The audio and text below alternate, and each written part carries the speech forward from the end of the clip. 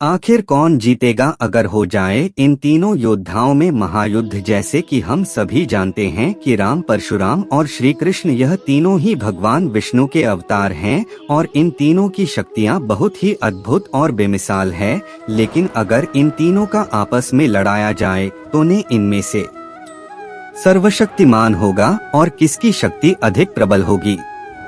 तो आइए जानते हैं इस वीडियो में। लेकिन उससे पहले है, अगर आप भी एक पक्के सनातनी हैं तो चैनल को सब्सक्राइब करें जाएं और वीडियो को लाइक करें। दोस्तों, इन तीनों की शक्तियां जानने से पहले हमें इनके रहस्य के बारे में जानना होगा। तो सबसे पहले जानते हैं श्री राम के बारे में। दोस्तों, भगवान राम एक ऐतिहासिक महापुरुष थे और इसके पर्याप्त प्रमाण है। श्रद्धानुसार पता चलता है कि भगवान राम का जन्म 5114 ईस्वी पूर्व हुआ था। चैत्र मास की नवमी को रामनवमी के रूप में मनाया जाता है। उपरोक्त जन्म का समय राम की वंश परंपरा और उनकी पीढ़ियों से भी से होता है।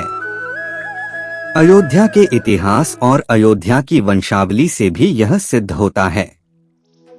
दोस्तों, भगवान राम को 14 वर्ष का वनवास हुए था। उनमें से 12 वर्ष उन्होंने जंगल में रहकर ही काटेगा। 12वें वर्ष की समाप्ति के दौरान सीता का हरण हो गया, तो बाद के 2 वर्ष उन्होंने सीता को ढूंढने वानर सेना का गठन करने और रावण से युद्ध करने में गुजारे। 14 वर्ष के दौरान उन्होंने बहुत ही महत्वपूर्ण कार्य किए, जिसके चलते आज भी हमारे देश और देश के बाहर राम संस्कृति और धर्म को देखा जा सकता है। दोस्तों, 14 वर्ष के वनवास में से अंतिम 2 वर्ष प्रभु श्री राम दंडकारण्य के बांध से निकलकर सीता माता की खोज में देश के अन्य जंगलों में भ्रमण करने लगे और वहां उनका सामना देश की अन्य कई जातियों और वनवासियों से हुआ। उन्होंने कई जातियों को इकट्ठा करके एक सेना का गठन किया और वे लंका की ओर चल पड़े। श्री राम की सेना ने रामेश्वरम की ओर कूच किया। महाकाव्य रामायण के अनुसार भगवान श्री राम ने लंका पर चढ़ाई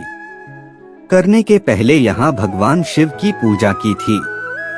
रामेश्वरम का शिवलिंग श्री राम द्वारा स्थापित शिवलिंग है। इसके बाद प्रभु श्री राम ने नल और नील के माध्यम से विश्व का पहला सेतु बनवाया था और वह भी समुद्र के ऊपर। आज उसे राम सेतु कहते हैं, जबकि राम ने इस सेतु का नाम नल से सेतु रखा था। दोस्तों, श्री राम द्वारा जल समाधि लेने की घटना को हिंदू दलितों का धर्मांतरण करने वाले आलोचकों ने आत्महत्या करना बताया। मध्यकाल में ऐसे बहुत से साधे हुए हैं जिन्होंने जिंदा रहते हुए सभी के सामने धीरे धीरे देह छोड़ दी और फिर उनकी समाधि बनाई गई। वहीं राजस्थान के महान संत बाबा रामदेव ने जिंदा समाधि ले ली थी। तो क्या हम यह कहें कि उन्होंने आत्महत्या कर ली?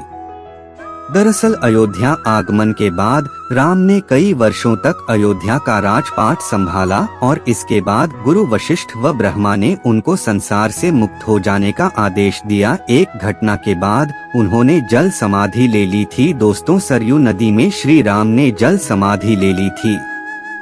आश्विन पूर्णिमा के दिन मर्यादा पुरुषोत्तम राम ने अयोध्या से सटे फैजाबाद शहर के सरयू किनारे जल समाधि लेकर महाप्रयाण किया। श्री राम ने सभी की उपस्थिति में ब्रह्म मुहूर्त में सरयू नदी की ओर प्रयाण किया। उनके पीछे थे उनके परिवार के सदस्य भरत, शत्रुघ्न और मिला मांडवी और श्रुति कृति ओम का उच्चारण करते हुए वे सरयू के जल में एक एक बाद आगे बढ़ते गए और जल उनके हृदय और अंधेरों को छूता हुआ सिर के ऊपर चढ़ गया। चलिए अब जानते हैं परशुराम के बारे में। दोस्तों, परशुराम जी का नाम पहले राम था।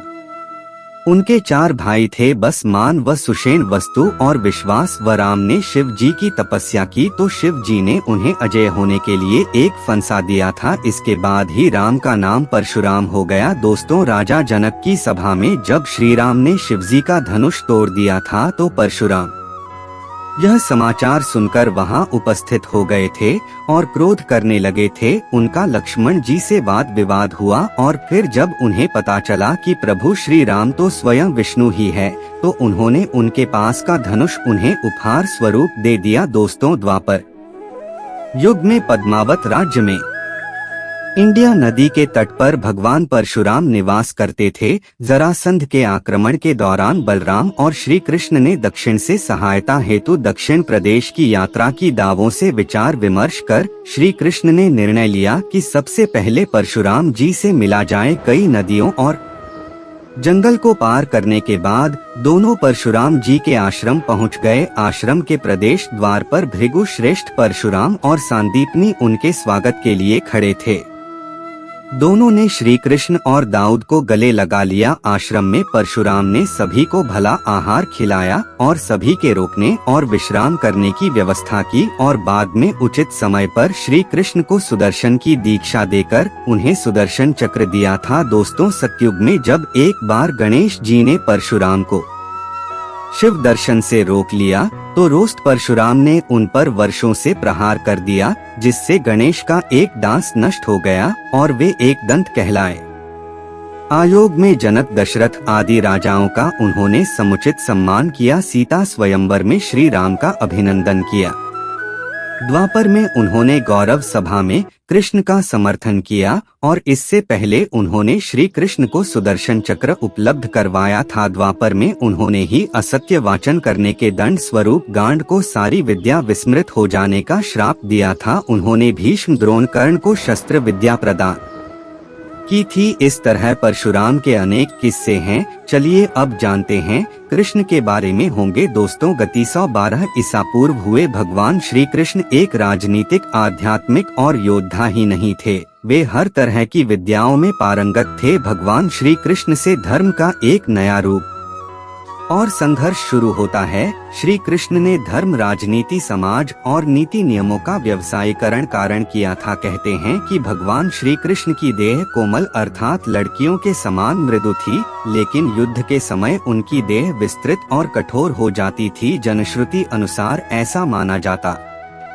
है कि ऐसा इसलिए हो जाता था क्योंकि वे योग और कलारीप्यक्तु विद्या में पारंगत थे।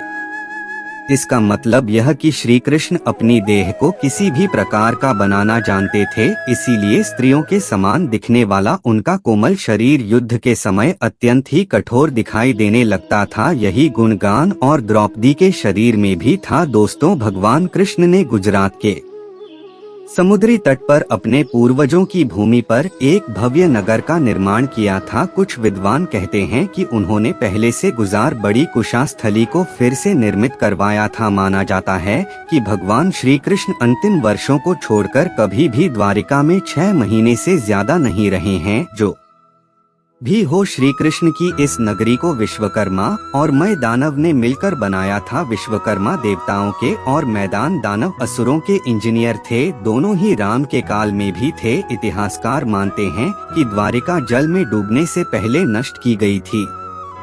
किसने नष्ट किया होगा द्वारिका को, यह सवाल अभी भी बना हुआ है। ना हुआ, हालांकि समुद्र के भीतर द्वारिका के अवशेष ढूंढ लिए गए हैं।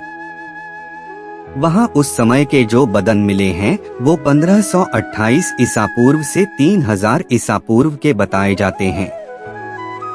दोस्तों, बलराम जी के देह त्यागने के बाद जब एक दिन श्री कृष्ण पीपल के नीचे ध्यान की मुद्रा में लेते थे, तब उस क्षेत्र में एक जरा नाम का बहेलिया आया हुआ था। जरा एक शिकारी था और वह हिरण का शिकार करना चाहता था। जरा को दूर से हिरण के मुख के समान श्री कृष्ण का तलवा दिखाई दिया। बहेलिये ने बिना कोई विचार किए वहीं से एक तीर छोड़ दिया, जो कि श्री कृष्ण के तलवे में जाकर लगा। जब वह पास गया तो उसने देखा कि श्री कृष्ण के पैरों में उसने तीर मार दिया है। इसके बाद उसे बहुत पश्चाताप हुआ और वह क्षमा याचना करने लगा।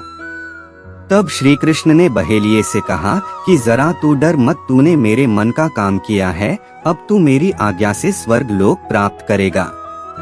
दोस्तों, बहेलिये के जाने के बाद वहां श्री कृष्ण का साथी दारुक पहुंच गया। शाहरुख को देखकर श्री कृष्ण ने कहा कि वह द्वारिका जाकर सभी को यह बताए कि पूरा यदुवंश नष्ट हो चुका है और बलराम के साथ कृष्ण भी सुखधाम लौट चुके हैं। अतः सभी लोग द्वारिका छोड़ दूंगा, क्योंकि यह नगरी अब जलमग्न होने वाली है। मेरी माता पिता और सभी प्रियजन इंद्रप्रस्थ को चले जाएं। यह संदेश लेकर दारुक वहां से चला गया। इसके बाद उस क्षेत्र में सभी देवता और स्वर्ग की अप्सराओं, यक्ष, किन्नर, गंधर्व आदि आए और उन्होंने श्री कृष्ण की आराधना की। आराधना के बाद श्री कृष्ण ने अपने नेत्र बंद कर लिए और वे सशरीर ही अपने धाम को लौट गए। पौराणिक मान्यताओं के अनुसार प्रभु ने त्रेता में राम के रूप में अवतार लेकर बाली को छुपकर तीर मारा था। कृष्ण अवतार के समय भगवान ने उसी बाली को जरा नामक बहेलिया बनाया और अपने लिए वैसी ही मृत्यु चुनी जैसी बाली को दी थी।